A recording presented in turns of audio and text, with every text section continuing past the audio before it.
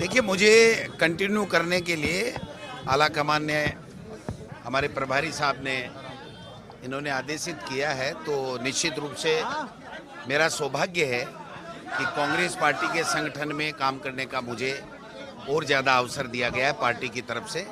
और हमें ये भी खुशी है कि हमारे साथी पूर्व मंत्री, जिला कांग्रेस कमेटी के अध्यक्ष अलवर के रहे भाई टीकाराम जूली जी को नेता प्रतिपक्ष बनाया गया है, और हमारे प्रभारी जी को भी पुनः राजस्थान की जिम्मेदारी वापस कंटिन्यू करने के लिए जो पार्टी हाईकमान ने फैसले लिए हैं, हम सब लोग हमारे जो उत्तरदायित्व हमको दिया गया है उसके ऊपर खरा उतरेंगे, चर्चा करेंगे लोगों से,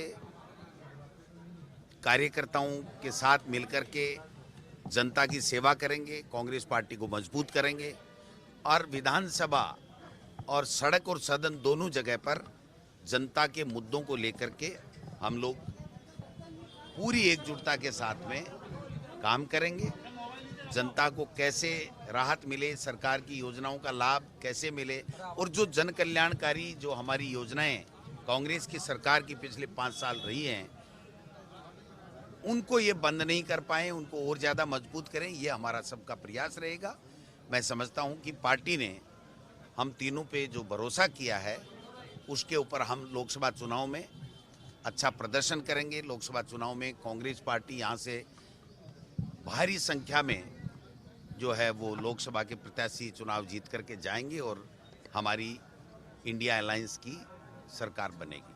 सर, आपके करीब 20 सवाल सूचीबद्ध हुए हैं और वो सवाल ज़्यादातर जो है पिछली सरकार की योजनाओं से जुड़े हुए हैं।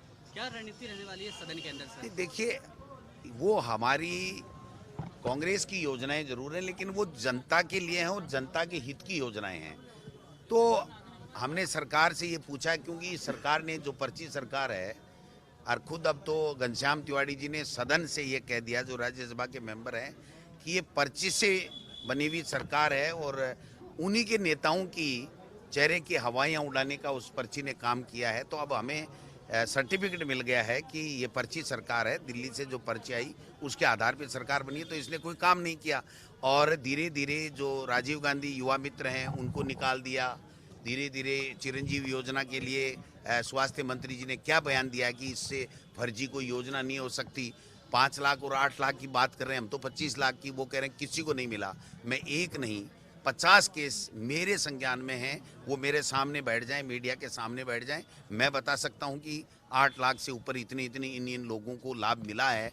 15-15 लाख रुपए तो मेरे विधानसभा क्षेत्र के व्यक्ति को हमने दूसरे स्टेट में लाभ दिलाया जिसकी किडनी ट्रांसप्लांट हुई है।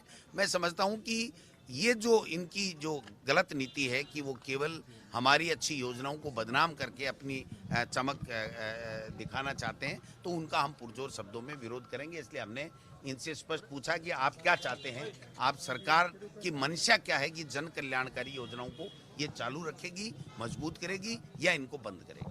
डोटासरा जी, दलित चेहरे को लेकर के बड़ा ट्रम्प कार्ड खेला है कांग्रेस ने 2024 के गढ़ को जीतने के लिए, क्या तस्वीर है? देखिए, 36 कौमों को साथ लेकर के चलती है। जूली साहब का बहुत ही मेरिट के आधार के ऊपर निर्णय हुआ है। पार्टी आला कमान ने और हमारे प्रभारी जी ने जो देखा पिछले 5 साल, जिस प्रकार विधानसभा में इनका परफॉर्मेंस रहा, जिस प्रकार सवालों को ये जवाब देते थे, जनता के मुद्दे की बात करते थे और चुनाव जीत करके जिस तरीके से आए थे, तो मेरिट के आधार के ऊपर प्रभारी जी ने पार्टी आला कमान हाईकमान से बात करके और इनका चयन किया गया है। 36 कौमों को साथ लेकर के चलने वाली कांग्रेस पार्टी के हम सब लोग सिपाही हैं, इसलिए उसी हिसाब से हम लोग उसी रीति नीति से काम करेंगे।